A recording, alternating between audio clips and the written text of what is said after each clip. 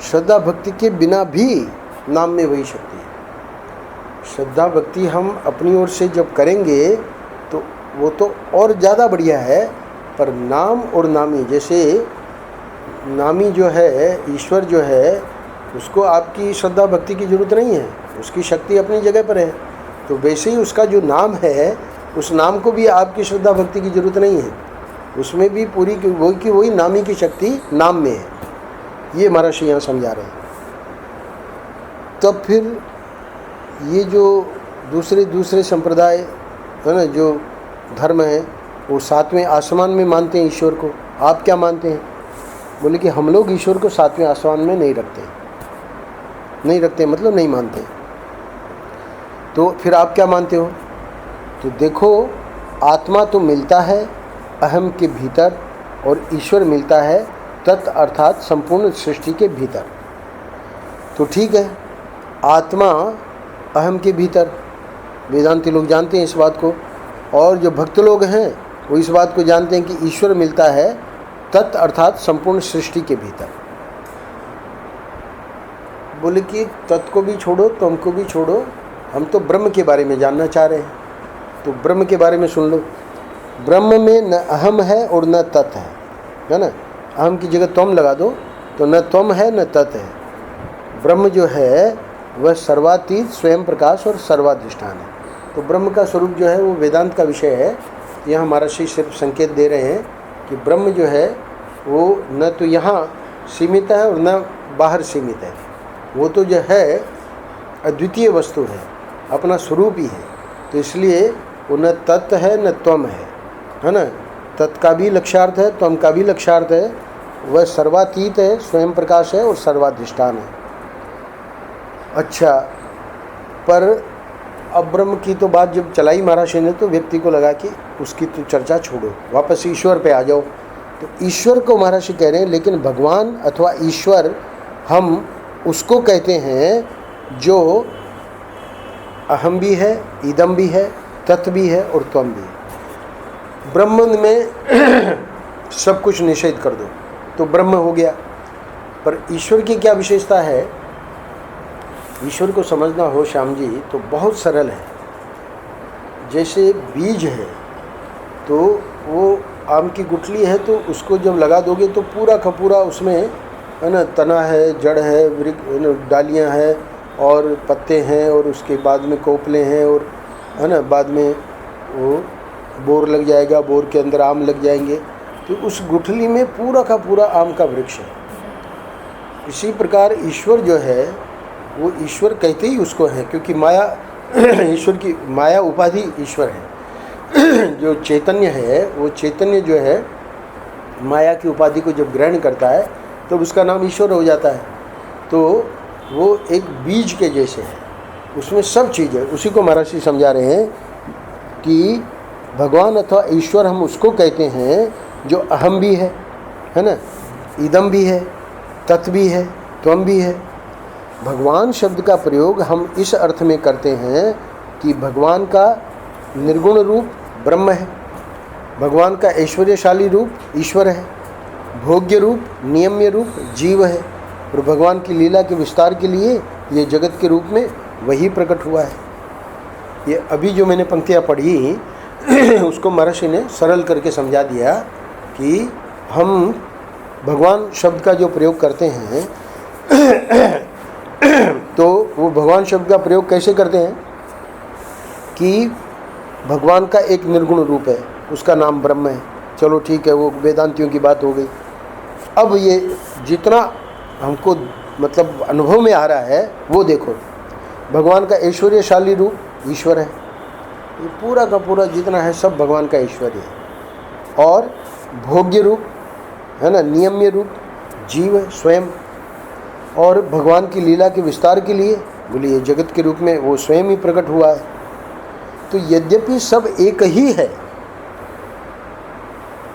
यद्यपि सब एक ही है, यहाँ पर रामानुजाचार्य जी महाराज समझाते हैं कि वो एक होने पर भी, जैसे एक ही अनार के फल में छिलका, अनार का फल ले लो, छिलका निकाल लिया, फिर गुदा है ना, गुदा को भी हटाओ, फिर वो बीज अंदर, है ना, बीज ले लो, है ना, उसका रस बना लो। तो एक ही जब अनार था तो उसमें छिलका अलग कर दिया आपने, गुदा अलग कर दिया, बीज अलग कर दिया, ये क्या लीला है? ऐसे ही महर्षि कह रहे हैं कि एक ही भगवान, है ना, वही ऐश्वर्यशाली ईश्वर है, वही निर्गुण रूप ब्रह्म है, वही जीव बना हुआ है और वही जगत के रूप में प्रकट हुआ है। तो जैसे एक ही अनार, है ना, अनार अब दो, मतलब छिलका और गुदा और बीज को देख के कहे कि भाई ये अलग है, ये तो वो फल नहीं हो सकता, नहीं नहीं, जिसने फल देखा है वो जानता है कि वो छिलका भी अनार का ही है, गुदा भी अनार का ही है, बीज भी अनार का ही है ना। तो ये बात यहाँ रामानुजाचार्य जी ने विशिष्ट अद्वैत में समझाई है कि अद्वैत अनार एक ही है और उसमें विशिष्ट, तो विशिष्ट में यानी जीव आ गया, जगत आ गया और ईश्वर आ गया। तो ये दृष्टांत दिया है रामानुजाचार्य जी ने, तो उसको यहाँ महर्षि ने ले लिया है ये समझाने के लिए कि हमारा जो ईश्वर है वो सातवें आसमान में नहीं है ना, वो ही यहाँ जगत के रूप में दिख रहा है, जीव के रूप में, और ऐश्वर्यशाली ईश्वर जो है इसका नियामक है। हम नास्तिक को भी ईश्वर का रूप मानते हैं और आस्तिक को भी। भाई आस्तिक जो है वो ईश्वर का रूप है, वो तो हम भी मानते हैं, पर नास्तिक जो है वो ईश्वर का रूप कैसे होगा? तो नास्तिक कहते हैं जो वेद को नहीं मानता है, तो वेद को भले न माने, है ना, पर स्वयं परमात्मा ही, अभी अभी हमने कहा कि जीव रूप बना हुआ है, तो इसलिए हमारे लिए नास्तिक भी और आस्तिक भी दोनों जो है वो ईश्वर का ही रूप है।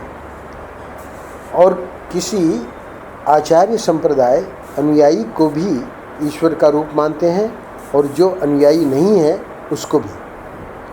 तो प्राय लोग क्या करेंगे कि भाई आचार्य संप्रदाय का अनुयायी है ना, वो तो ठीक है, उसको हम ईश्वर का रूप मानने के लिए तैयार हैं, है ना, पर जो अनुयायी नहीं है, भजन नहीं कर रहा है, उसको तो हम नहीं मानेंगे। बोले नहीं, हमारी जो है समझ वैदिक जो संप्रदाय है उसमें ईश्वर के सिवाय और कुछ है ही नहीं, इसलिए अनुयायी हो तो भी, अनुयायी न हो तो भी, हम भारत को भी, पाकिस्तान को भी, चीन और अमेरिका को भी ईश्वर का रूप ही मानते हैं। तो ये भेद दृष्टि क्यों हो गई? भेद दृष्टि हो गई अपने अपने मतलब राग द्वेष के कारण। पर जिस महापुरुष में राग द्वेष नहीं है, राग द्वेष से ऊपर उठा हुआ है, उसके लिए भारत हो, चाहे पाकिस्तान हो, चाहे अमेरिका हो, है ना, सब ईश्वर का रूप ही है। अंत में महर्षि कह रहे हैं 23 अगस्त के पृष्ठ में, नारायण, यह भगवत रूप की जो मान्यता है वह हमारे हृदय को इतना सुंदर, इतना स्वच्छ, इतना निष्पक्ष, इतना सम और ऐसी सच्चिदानंद की अनुभूति से पूर्ण बनाती है जिसकी कोई हद नहीं। ये भगवत रूप की मान्यता जो अभी अंत में महर्षि ने समझाई, अनार जो है ना, वो चाहे छिलका हो, चाहे गुदा हो, चाहे बीज हो, है तो अनारी। तो ऐसे ही चाहे अनुयायी हो, चाहे अनुयायी नहीं हो, है ना, चाहे वो आस्तिक हो, चाहे नास्तिक हो, चाहे पाकिस्तान हो, चाहे, है ना, भारत हो, चाहे अमेरिका हो, है ना, सब ईश्वर का रूप है। तो अब ये जो भगवत रूप की जो मान्यता है ना, इस मान्यता की विशेषता अंत में बता रहे। क्या? हमारा हृदय जो है वो हमेशा उसमें कषाय और राग द्वेष भरे रहते हैं, पर वो बिल्कुल निकल जाएंगे अगर ये ईश्वर की मान्यता हमारे हृदय में आ जाएगी। तो इसलिए कह रहे हैं कि ये जो भगवत रूप की जो मान्यता है वो हमारे हृदय को इतना सुंदर, स्वच्छ, इतना निष्पक्ष, इतना सम और ऐसी सच्चिदानंद की अनुभूति, 5 महर्षि ने यहाँ शब्द चुने हैं, सत्यम, शिवम, सुंदरम, है ना। तो जो सत्य है वो सच्चिदानंद में सत्य आ ही गया, और शिवम, है ना, कल्याणकारक। तो कल्याणकारक वही है जहाँ राग द्वेष नहीं हो, तो वो शिवम है। और सुंदरम, वही असली सुंदरता है।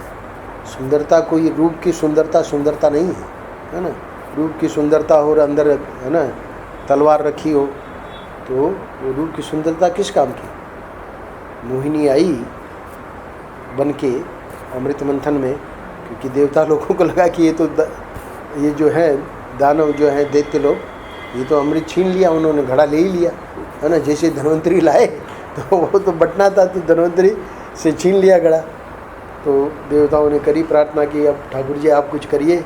बोले कोई बात नहीं, डरो नहीं, है ना। तुरंत वहाँ मोहिनी रूप प्रकट करके आ गए, मोहिनी रूप से।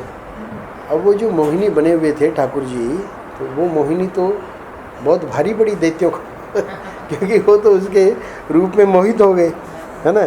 तो महर्षि कह रहे हैं कि सत चित आनंद, यानी सत जो है वो असली सत्य यही है, सत्यम, और शिवम कल्याण, और सुंदरम, तो सुंदरम में है ना ये जो अंदर चालाकी है, अंदर बेईमानी है, वो वाली सुंदरता है। वो फिर तो बाद में बड़ा झगड़ा हुआ दैत्यों का, दानों का, है ना, देवताओं का, दानों का पिला तो दिया भगवान ने, है ना। फिर उसके बाद बड़ा युद्ध हुआ है भागवत में।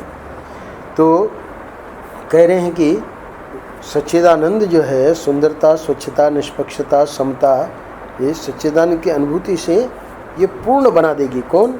ये भगवद रूप की जो मान्यता है। और वो मान्यता कैसे आई? इसी नाम महिमा से। तो नाम महिमा का यहाँ महाराज ने कहा ना कि देखो, नाम साधना में अधिकारी की ज़रूरत नहीं है, फिर भी यदि कोई श्रद्धा भक्ति से नाम जप करे तब तो कहना ही क्या। तो वस्तुतः श्रद्धा भक्ति के बिना भी नाम में वही शक्ति है जो ईश्वर में शक्ति है। तो ईश्वर की जो पूर्ण शक्ति है वो आखिरी पैराग्राफ में महाराज ने बता दिया कि वो जो है आपका हृदय ऐसा बन जाएगा, और इसकी कोई हद नहीं, हद नहीं मतलब बिल्कुल ईश्वर जैसे ही आपका स्वरूप हो जाएगा। तो जैसे सर्वरूप भगवान हैं ऐसे सारे नाम भगवान के हैं, ये सिद्धांत है। तो ये एक और विशेष बात कह दी नाम महिमा के अंत में। हालांकि ये पृष्ठ संख्या तो 14, 15, 16 पर है, पर ये नाम महिमा का लब्बो लबाब है।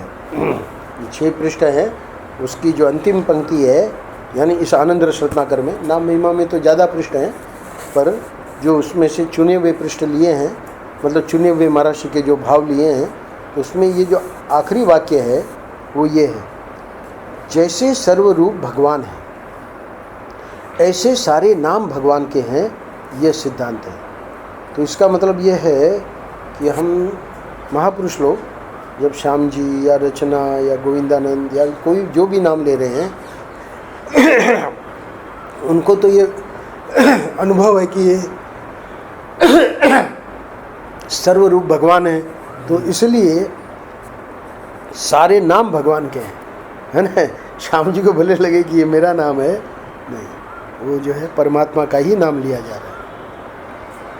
ये सिद्धांत है।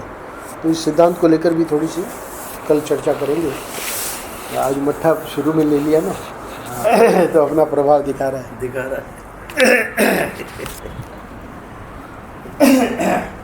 अच्छा, हमारा